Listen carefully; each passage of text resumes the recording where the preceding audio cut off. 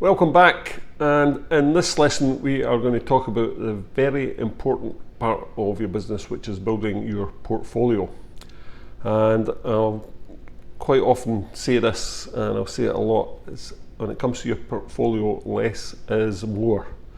And you'll see what I mean as we go through this.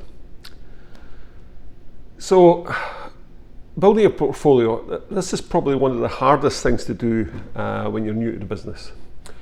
If you haven't done any weddings, you've nothing to show. So how can you get a wedding? How can you book a wedding if you've no portfolio? It's impossible. So there's a few things you've got to do, and I've used this term before, fake it till you make it. And when it comes to your portfolio at the start, you really got to think this way. Offer to do some shoots with a few different local models. You'll find there's modelling groups on Facebook where you can exchange your photography time for their modelling time. They get images for their portfolio, you get images for your portfolio. Now, the best way to do this is scour around your local second-hand stores and see if you can pick up a couple of bridal gowns. Right, that's the best way. That's what I prefer to do, because they're your gowns, you can wreck them, you can do whatever you like, you don't have to worry about them. The alternative is to speak to a local bridal shop and see if they are willing to loan you a couple of dresses in exchange for photographs for them, for their marketing. We have done that a few times, but I was always very nervous about potentially damaging a wedding dress, so I preferred to just buy a second-hand one and work like that.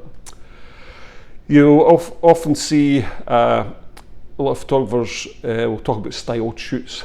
Personally, I'm not too keen on what they call a style shoot. I think a style shoot is overstyled. A style shoot is where you work with a bunch of other collaborators to come up with some images, and that can be makeup artist, hairstylist, sometimes you have a creative director, people that were involved in different aspects of the industry want to get in. There can be half a dozen people involved, and for me, there's too many people. You're usually not 100% in charge of what's going on. Too many, too many chiefs, and it's nothing like a real wedding. So I think when you're starting out and doing a portfolio, it's also not only good to get some nice images, it's also good to work in a similar way as you might be doing at a wedding. So try to work relatively fast to pull off some images. So when you work with a bride, say you've got so work with a model, say you've got a model for 45 minutes an hour, you want to rattle off about 20 good images in that hour, right? So that's the kind of thing. That's why I think it's useful to get involved in doing it yourself rather than working a style shoot that you maybe spend half a day on, just takes too long. To build a real portfolio, you're going to need to get 4 to 6 weddings under your belt. Again, it's tough, but if you can get some images with models, as soon as you pick up 1 or 2 weddings, people say that shoot us down, but I say don't be afraid to offer your services initially at a strong discount or even free of charge if you feel you have to go that to get a wedding. But bear in mind, these images are going to be for your portfolio. So if you're giving your services away cheap or for free, you've got to get something in return for that. And what I mean in return for that is a good wedding, right? You don't want to be shooting free weddings in working men's clubs and registry office, because that's not what you want in your portfolio. So if you are going to offer your services, make sure you have the right to choose who you're going to work with for free, all right? What is a portfolio?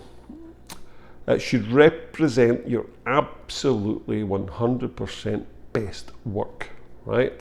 And I mean that. Your portfolio is only as good as the worst image in it. So say you've got 30 images in your portfolio, the weakest image will weaken your whole portfolio. So make sure that's the 100% best that's in there. Less is more. There was a thing we used to, an old UK TV advert. It was, what was it? It said, the fish that John West reject make John West the best. What they were meaning is the fish that they threw away was the poor stuff, so you got the good stuff. So Remember that. So remember, less is more. Personally, I say no more than 20 images in your portfolio. It's your portfolio. It is not your life's body of work. It's your best, absolute best images. Keep it to 20, right? When you're doing a qualification panel, if you're trying to get qualified as a photographer with one of the different organisations, MPA or BIPP or people like that, it's always a panel of 20 images they look at. So I'd just say your portfolio should be like that. It should be like a panel. Your portfolio's got to represent your brand and style, and it's got to look like all the images should look processed similarly. There should be a pattern between the images, and I'll show you my portfolio and you'll see. And it's got to target, remember, your ideal client that we spoke about earlier. Remember your images, this is your USP, you're aiming to get a particular client. Those images should be the type of images that client would be looking for. Think carefully about the locations you show. I said in your portfolio, you want to show places where you want to work. The nice wedding venues, the wedding venues that get nice higher end weddings. A working men's club or a pub will not attract higher end weddings and higher end brides, so don't show them in your portfolio. A local non-fashionable registry office will not attract high end brides either. Now, I qualify it by saying non-fashionable registry office because there are fashionable ones out there. I know Park Circus in Glasgow, local to me, was quite a fashionable registry office. It was a delight to work there. It was a beautiful, beautiful, stunning building, and a lot of brides, higher end brides, choose to get married there because it's such a nice building. I know certain areas in London are fashionable because that's where XYZ celebrity got married, so they want their wedding in that same registry office. So things like that. But generally, your typical local council registry office, do not show those type of weddings in your portfolio, please. Your USP, again, I keep coming back to that, your unique selling point. Show images that reflect your USP in your portfolio. Remember, you're not always the best judge of your images, right? You can get too emotionally attached to images, you can get too close to them. Ask people to give you a second opinion. Try and find a photography mentor, somebody you can work with who is, you trust their judgment, you trust them as a photographer, and say, look, cast your eye over these, what do you think of this portfolio? And then see what they say. Social media is not the best judge of your images. You can put the worst image up in the world and people will tell you, oh my God, that's gorgeous. It's not. They just don't know what a good photograph is, right? Social media is not there to judge your images. Get a proper photography mentor. Enter competitions, get qualified. A great way, again, of just seeing how good your work really is. If you enter competitions and you're consistently not getting anywhere in them, there's a reason for that. They're not good enough. You should be getting to a stage where you're getting some recognition in terms of highly commended or something like that. That's, push yourself forward. Try and get qualified to at least licentiateship standard. It's not that difficult, honestly. Pull a panel of 20 images together, stick it. If the greatest one in the UK for this is the societies, they have this thing called the Mentor Me program, where you can stick a panel of images in and they'll send it to one of the mentors who'll come back with some comments for you. Now, I did that before I got my licentiateship. I sent it in for just to get somebody to give me some feedback, and they actually came back and said, this panel's good enough, we're giving you your licentiate award. So it was a huge surprise to me at the time. So do that and push yourself forward.